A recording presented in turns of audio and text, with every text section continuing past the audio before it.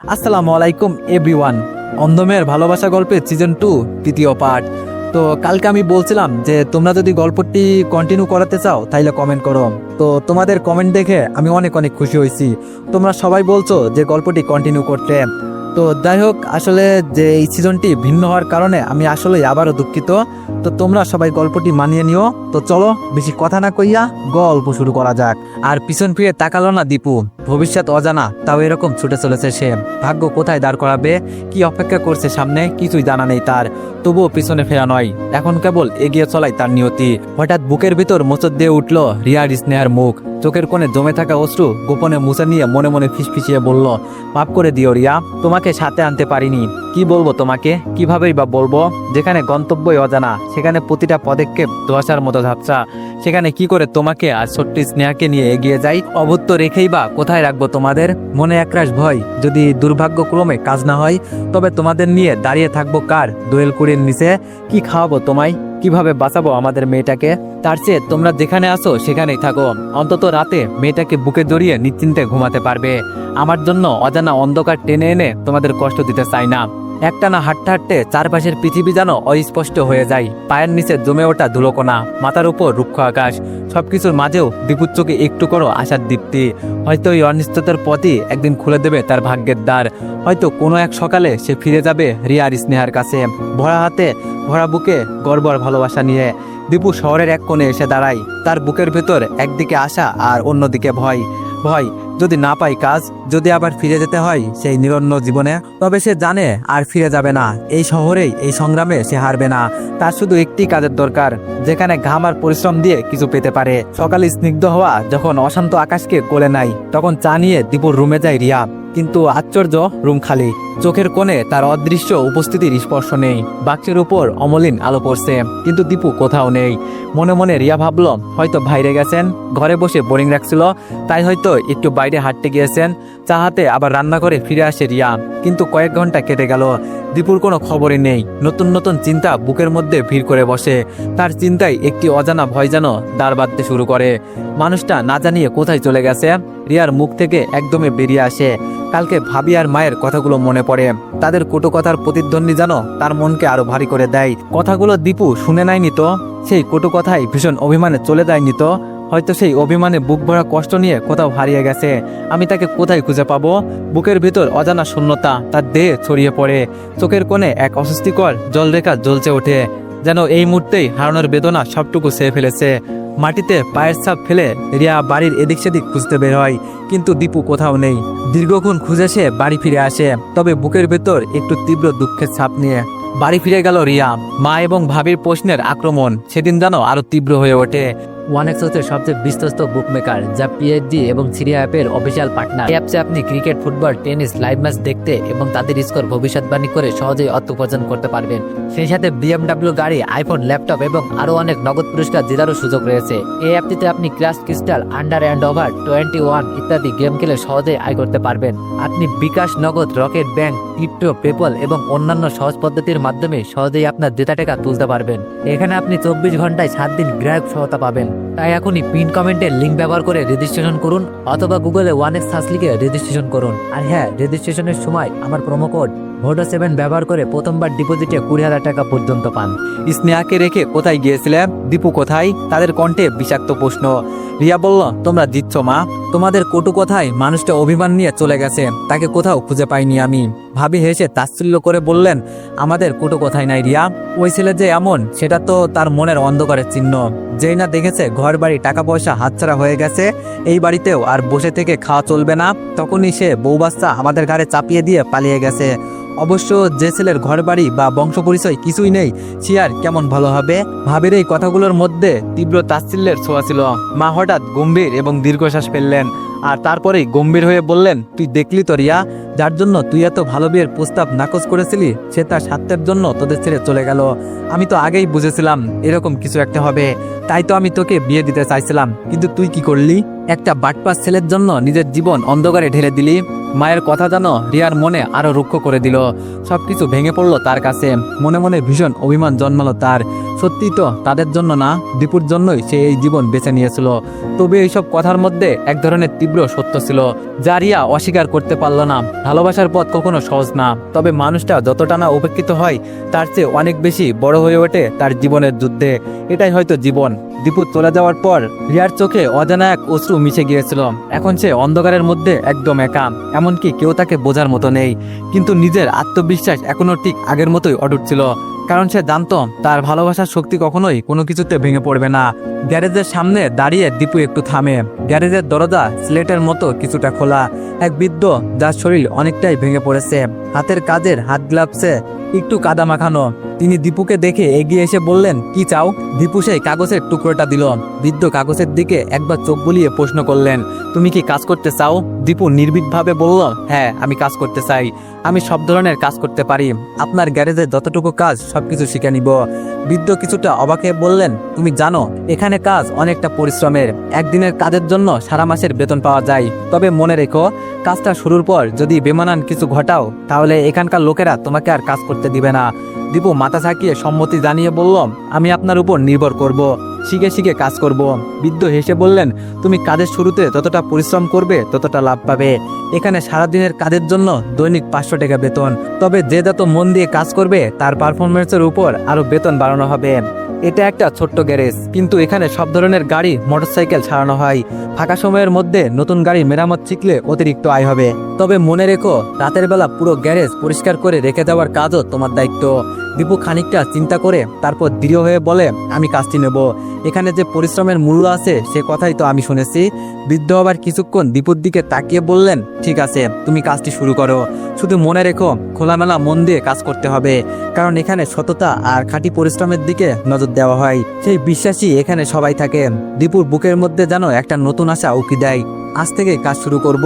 সে মনে মনে সংকল্প করে, নিজের জন্য এক নতুন অধ্যায়ের শুরু, একটা জায়গা, একটা সুযোগ, যা থেকে দিন শেষে একটি নতুন জীবন দিতে পারে, শুধু স্নেহা আর রিয়ার জন্য। এখন তার সামনে একটাই লক্ষ্য, ভালোভাবে কাজ করে বাঁচার ব্যবস্থা করা। এখনো একলা, কিন্তু আশাবাদী। যতটুকু কষ্টের সামর্থ্য আছে ততটুকু দিয়ে এগিয়ে যাওয়ার মানসিকতা দৃঢ় হয়ে ওঠে।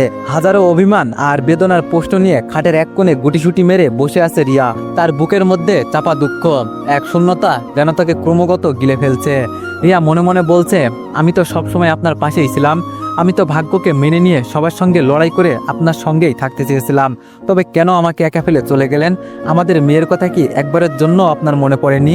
তার সমস্ত অভিযোগ, সমস্ত বেদনা যেন ভাষা পেরিয়ে বেরিয়ে আসছে। এমনকি একটু বিশ্রাম না নিয়ে সে নিজেকে জড়িয়ে ধরে তার সমস্ত অশ্রু বিসর্জন দেয়। অধরে চোখের জল গড়িয়ে পড়তে থাকে, যেন এই চোখের পানি তার সমস্ত দুঃখ, সমস্ত বেদনা, দীপুর প্রতি সমস্ত ক্ষোভ এবং হতাশা ভাসিয়ে নিয়ে যাচ্ছে। নিজেই নিজেকে প্রশ্ন করে, কিভাবে পারলেন এটা করতে? এতদিন একটুও কি ভালোবাসেননি আমায়? কিভাবে পারলেন আপনি বদলে যেতে? তবে এইসব প্রশ্নের কোনো উত্তর সে পায় না। সবকিছু যেন মুহূর্তের মধ্যে একটি অন্ধকারে হারিয়ে যায়। তবে বুকের ভিতর যে অস্থিরতা এবং শূন্যতা, তা যেন কেবল বেড়েই চলেছে। এমন সময় স্নেহাকে কোলে নিয়ে পাশে এসে বসে তার মা। নীরবতা ভেঙে পরম যত্নে মেয়ের মাথায় হাত বুলিয়ে দিয়ে বলতে থাকে, মা, আমি ছাড়া আর কেউ নেই তোর। আজ যদি আমি মরে যাই তাহলে কাল তোর কি হবে? তুই তো জানিস 5 দিন যেতে না যেতেই সবাই তোকে তাড়িয়ে দিবে, তোর কাছ থেকে দূরে সরে যাবে। তোর কথায় কেউ ভাববে না, কেউ তোর পাশে দাঁড়াবে না। তুই অন্তত তোর কথা ভাব। নিজের জন্য না হোক, স্নেহার জন্য হলেও এই বিয়েটা করে নে। মায়ের কথায় চমকে ওঠে রিয়া। মনের মধ্যে এক ধরনের শূন্যতা আর তীব্র অস্বস্তি জমতে থাকে। রিয়া বলল, মা, কি বলছো তুমি এইসব? রিয়ার মা বলল, আমি ঠিকই বলছি রিয়া, তুই একবার ভেবে দেখ, রাজি হয়ে যা, তাতে তোর স্নেহার দুজনেরই ভালো হবে। মা হয়তো চাস স্নেহা ভালো থাকুক। মা আরো বললেন, দেখ, ছেলেটার টাকা পয়সা আছে, কিন্তু বিবাহিত। বিয়ের 3 মাস পর স্ত্রী পরকীয়া করে অন্য ছেলের সঙ্গে পালিয়ে গেছে। তবে ছেলেটার বয়স খুব বেশি নয়, তার বাচ্চা কাচ্চাও নেই। তুই একবার ভেবে দেখ মা, তোর তো একটাই পথ, স্নেহার ভবিষ্যৎ। এতে তোদের জন্য কোনো খারাপ কিছু হবে না। রিয়া কিছুক্ষণ নিশ্চুপ হয়ে বসে রইল। তার চোখের কোণে হাজারো প্রশ্ন। তার মনে যেন কিছু একটা ধীরে ধীরে স্পষ্ট হতে থাকে, কিন্তু তাও সে কি করবে সে জানে না। তবে মায়ের কথাগুলো তার ভিতরে এক তীব্র প্রভাব ফেলেছে। তার মন যেন দুটো দিক থেকে টানা স্ট্রাক হাসছিল। রাত ক্রমেই গভীর হচ্ছে।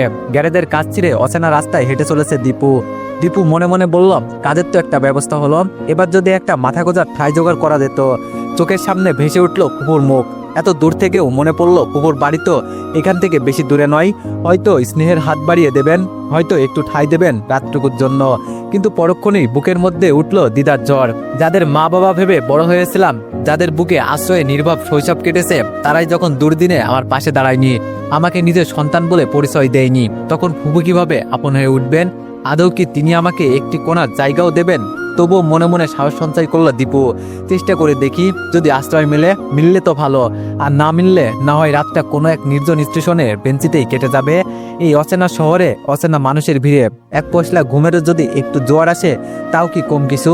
এভাবেই হাঁটতে হাঁটতে পৌঁছে গেল ফুপুর বাড়ির গলি অব্দি। রাত তখন বেশ গভীর। এই সময় দরজায় কড়া নাড়া কি ঠিক হবে? মনে মনে দ্বিধাগ্রস্ত হয়ে দাঁড়িয়ে পড়ল।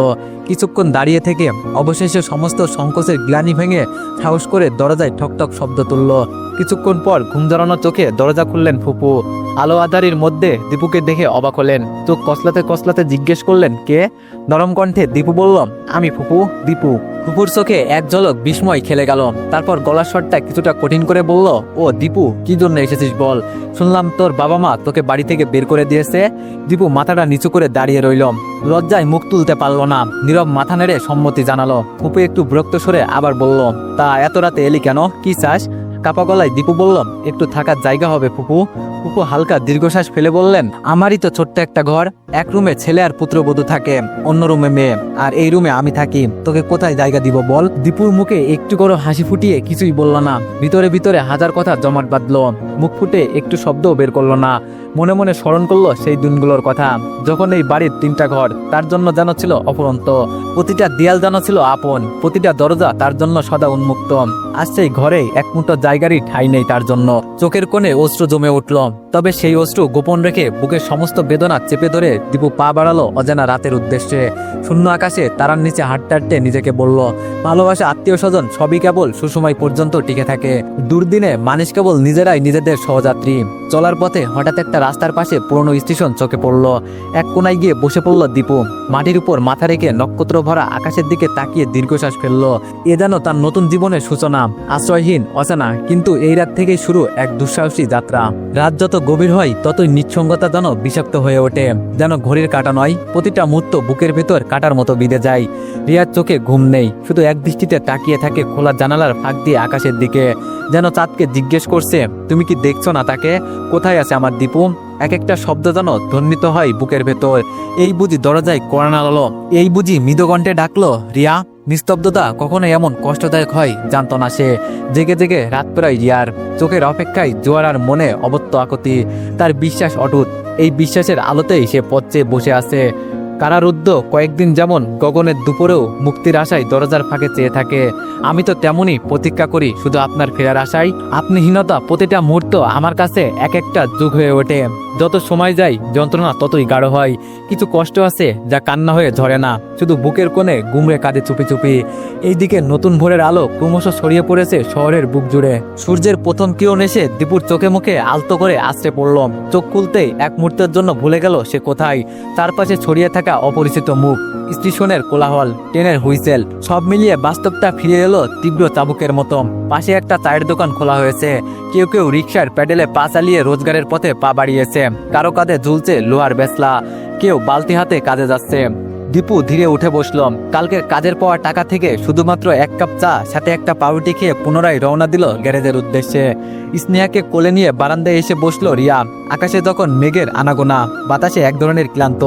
স্নেহার ছোট্ট বুক উঠানামা করছে ঘুম আর কান্নার মাঝের দোচালাতে। তারই ফাঁকে শুরু হয়ে গেল সেই চিরচেনার কথার বৃষ্টি। মায়ের উদ্বিগ্ন কণ্ঠ যেন রিয়ার ক্লান্ত হৃদয়কে ঘূর্ণিঝড়ের মতো ধাক্কা দিয়ে চলল। বিয়েটা করে নে মা, জীবনের নিশ্চয়তার দরকার। এইভাবে আর কতদিন এমন অনিশ্চিত ভবিষ্যতের দিকে পা বাড়াস না। দীপু আদৌ ফিরবে তো? যেই ছেলে দায়িত্ব ভয় পেয়ে উধাও হয়ে যায়, সে আবার ফিরবে বলে তুই আশায় বসে আছিস? রিয়া চুপ, নিস্তব্ধ। সেই চুপটুকুর ভিতরেই যেন কথা জমে আছে। সে জানে কিছু মানুষ বোঝে না, আর কিছু মানুষ বুঝতেও চায় না। বাধ্য হয়ে চুপ করাই তখন সবচেয়ে বড় প্রতিবাদ। কোলে শিশুটি হঠাৎ ক্ষুধায় কেঁদে উঠল। ক্ষুধার কান্না যে কোনো যুক্তির ভাষা বোঝে না। মা উঠে গিয়ে স্নেহাকে কোলে নিয়ে রান্নাঘরের দিকে এগিয়ে গেলেন। রিয়া বারান্দায় বসে থাকলো ঠিক আগের মতোই। চোখের সামনে ভেসে উঠল দীপুর মুখ। না, সে কাপুরুষ নয়, সে যুদ্ধ থেকে পালিয়ে যাওয়ার মানুষ নয়। সময়ের প্রতিকূলতা হয়তো তাকে কিছু সময়ের জন্য দূরে ঠেলে দিয়েছে, কিন্তু সে ফিরবেই। এই বিশ্বাস রিয়ার হৃদয়ে প্রাচীর হয়ে দাঁড়িয়ে আছে। হঠাৎ পিছন থেকে বড় ভাবির বিস্মাকা ছুরির মতো কথা, কি আর করবি রে রিয়া, তোর কপালই খারাপ। তা না হলে এমন জাতকুলহীন, না আছে মা বাপ, না আছে বংশ পরিচয়, না আছে একটা মাথা গুজার ঠাই। ছি, এমন ছেলের কথা যদি পাড়ায় ছড়িয়ে পড়ে তাহলে তো আমরা মুখ দেখাতেই পারবো না। রিয়ার বুকটা ধসে পড়ল, কিন্তু মুখটা শক্ত করেই রাখলো সে। সে জানে অন্যায় অপমানের জবাব সবসময় শব্দে হয় না, কখনো কখনো নীরবতা সবচেয়ে বড় প্রতিবাদ হয়ে ওঠে। তার চোখে তখনও জানালার ধারে হয়তো কোনো এক ভোরবেলা সেই প্রতীক্ষিত ছায়াটি ফিরবে এই পথ ধরে।